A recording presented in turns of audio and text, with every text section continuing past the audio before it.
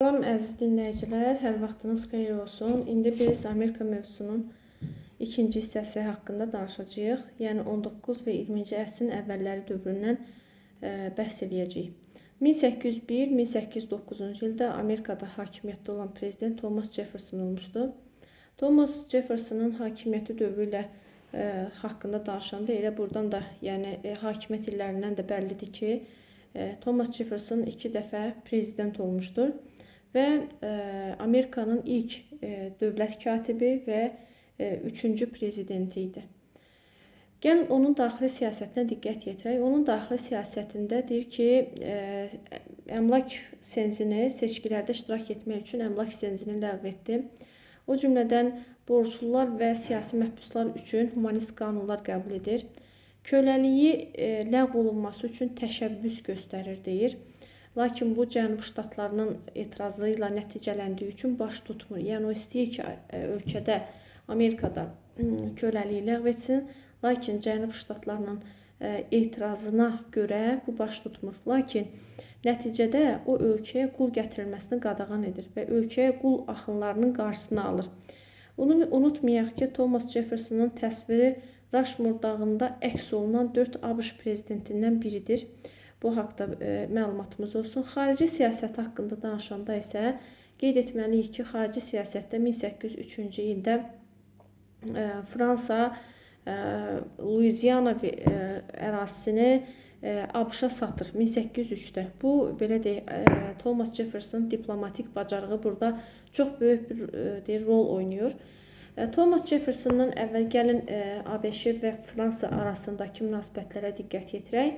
Biz əvvəlki birinci hissədə danışanda dedik ki, birinci İstiqlaliyyət müharibəsində ABŞ-nin əsas müttəfiqi Fransa oldu və Fransa birinci İstiqlaliyyət müharibəsində əgər ABŞ qalib gələ bildisə, bu qalibiyyətin əsas səbəblərindən biri onun Fransa, İspaniya və Hollandiyanın ona yardım etməsi idi. Lakin 1789-cu ildə Fransanın özündə inqilab başlayır və Fransanın özünə qarşı koalisiyalar yaratmağa başlayırlar. Bu koalisiyaya qarşı mübarizədə Fransa özü ABŞ-dən kömək istəyir ki, indi sən mənə kömək et.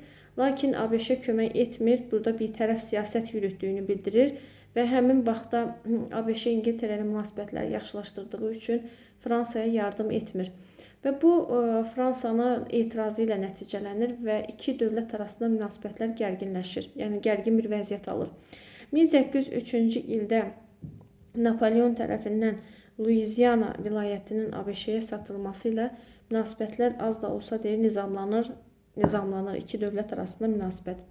İndi biz gəlirik 1812-1814-cü il. Bu müharibə 14-cü il belə deyək, ABŞ-nin Böyük Britaniya ilə baş verən müharibəsidir. 1812-1814-cü ildə başlayan bu müharibə 1814-cü ildə Gent müqaviləsinin imzalanması ilə başa çatmışdır. Ümumiyyətlə, ABŞ və İngiltərə arasında baş verən bu müharibənin əsas səbəbləri nə idi? ABŞ-nin Kanadanı işğal etmək istəməsi, Böyük Britaniyanın Amerikadakı keçmiş müstəmləkələrini geri qaytarmaq istəyi və bu məqsədlə artıq birinci müharibənin qisasına çıxmaq istəyirdi İngiltərə ABŞ-dən və ona görə 1812-ci ildə bu müharibə başladı. Müharibədə yenə də ABŞ qüvvələri qalib gəldi. Unutmayaq ki, birinci İstiqlaliyyət müharibəsi 1775-1783, ikinci İstiqlaliyyət müharibəsi isə 1812-14-cü ilə əhatə edir. Gəlin 14-cü ildə imzalanan Gent müqaviləsinin şərtinə baxaq. Gent müqaviləsinin şərtində ABŞ Kanadaya iddiasından əl çəkir və Britaniya ABŞ-yə öz müstəmləkəsi kimi baxmaq iddiasından əl çəkdi və tərəflər arasında müharibədən əvvəlki vəziyyət bərpa olundu. Bu İstiqlaliyyət müharibəsinin gedişi, baş vermə səbəbləri və nəticəsi haqqında danışdıq. Gəlin indi keçid edək 1823-cü ilin Monroe doktrinasına. Monroe doktrinası ümumiyyətlə nə deməkdir? 1823-cü ildə ABŞ prezidenti deməli James Monroe tərəfindən Monroe doktrinası irəli sürüldü. Monroe doktrinasında nəzərdə tutulur ki, Amerika qitəsində ABŞ-ın nüfuz dairələrinin genişləndirilməsinə imkan yaradılmalı.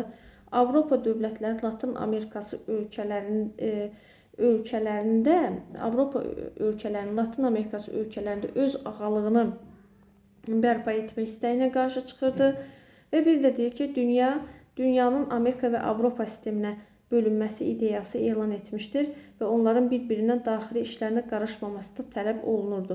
Yəni, dünya Amerika və Avropa sistemlərinə bölünür. Amerikada öz nüfuz dairələrini genişləndirmək istəyirdi. Cənubi Amerika ölkələrində öz nüfuzunu belə deyək, möhkəmləndirməyə çalışırdı Amerika və Latin Amerikası ölkələrində, həm də Latin Amerikası ölkələrində öz mövqeyini möhkəmləndirmək istəyir və Avropa ölkələrinin Latin Amerika ölkəsində ağalıq etməsinə qarşı çıxırdı.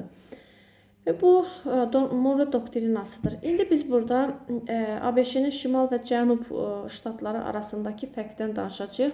Ümumiyyətlə, şimal ştatlarında danışanda xüsusilə deyirik ki, burada şimalda əhalinin çoxu protestant idi, amma cənubda katolik idi. Şimalda sənaye və ticarət xeyli inkişaf etmişdi, fermer təsərrüfatı inkişaf edir və buna görə də burada demək olar ki, sənayenin inkişafı nəticəsindədir, banklar yaranır. Bu da kapitalizm inkişaf üçün geniş imkanlar yaradır. Əgər bir ərazidə kapitalizm inkişaf edirsə, hər halda ki, orada quldarlıq quruluşundan danışmağımız əlbəttə ki, mümkünsüzdür. Cənubda isə əhalinin çoxu katolik idi və burada quldarların pambıq plantasiyaları üstünlük təşkil edirdi. Həmin plantasiyalarda da qul əməyindən istifadə olunurdu. Bax, bu şimalla cənub arasında çox ciddi bir fərqin olduğunu göstərir şimal ştatları ilə cənub ştatları arasında. İndi burada biz ABŞ-nin 19-cu əsrin ikinci yarısında hissəsinə diqqət yetirəndə 1854-cü ildə, unutmayaq ki, 1828-ci ildə Demokratlar Partiyası yaranıb. 1854-cü ildə Respublikaçılar Partiyası yaranıb. Respublikaçılar Partiyası 1860-cı ildə prezident seçkilərində qalib gəlirlər. Demokratlar arasında gedən qarşıdurmadan istifadə edən Avram Lincolndir. Respublikaçıların namizədi Avram Lincoln qalib gəldi. Avram Lincolnun əsas istəklərindən biri quldarlıq quruluşunun ləğv edilməsidir. Əlbəttə ki, bu quldarlıq quruluşunun ləğv edilməsi cənub tərəfindən qəbul edilmədi və cənub quldarları Lincolnun bu fikrini qəbul etmirlər. Onlar Amerika ştatlarının özləri bu ittifaqdan ayrılaraq, yəni ittifaqdan çıxaraq Amerika ştatlarının konfederasiyasını yaratmışdılar və paytaxtları da Richmond şəhəri idi. Yeni kitabda bunu çıxarıblar, artıq Richmond şəhəri falan məsələləri. Nəysə, axırda bir sözlə cənub ştatları ittifaqdan ayrılır, özləri üçün ayrıca AŞK yaradırlar və 1861-65-ci ildə vətəndaş müharibəsi gedir ölkədə. İlk əvvəllərdir burada cənub plantatorları müharibədə qalib gəlirdi. Bir də buna belə bir məqama diqqət yetirək. Bu deyir təkcə belə deyirik, iqtisadi və irqi ayrı-seçkiliyə qarşı mübarizə aparmırdılar deyir. Bu həm də şimaldakı protestantlarla deyir, cənubdakı katolik cənubları arasında gedən mübarizə idi. Yəni bax, bu da belə deyək, müharibənin əsas məqamlarından biridir. Və nəticə olaraq müharibənin gedişində 1862-ci ildə Homesteadlər haqqında qanun qəbul edildi. Homestead İngiliscə boş ev, sahə, torpaq deməkdir. Həmin qərara görə əvvəlki kitablarda daha maraqlı verilirdi. Bu, indi bunu artıq qısaldıblar. Deyilirdi ki, hər bir Amerikalı $10 rüsum ödəyərək 65 hektar torpaq sahəsi ala bilərdi. Və həmin 65 hektar torpaq sahəsi 5 ildən sonra onun şəxsi mülkiyyətinə çevrilirdi. İndi bunu bu cür yazırlar. Deyirlər ki, Amerikalılar cüzi ödəniş müqabilində qərb tərəfdə 65 hektar torpaq ala bilir. Və bir müddətdən sonra onun şəxsi mülkünə çevrilirdi. Ardınca 1862-ci ildə azad olunma haqqında bəyannamə ilə 63-cü ildə ABŞ-da köləlik ləğv edildi və 1865-ci ildə Şimal ordusu nəhayət AŞK-nin, yəni Cənub ştatlarının ordusunu məğlub edərək bu vətəndaş müharibəsində qalib gəldi. Vətəndaş müharibəsində qalib gəlsə də Lincoln 1865-ci ildə sui-qəsd nəticəsində öldürülür.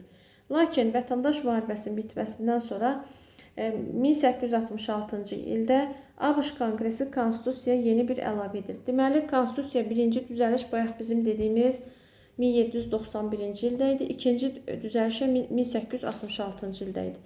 Burada əslində üçüncü düzəliş də var. İndi bu üçüncü düzəliş artıq yeni kitabda göstərilmir.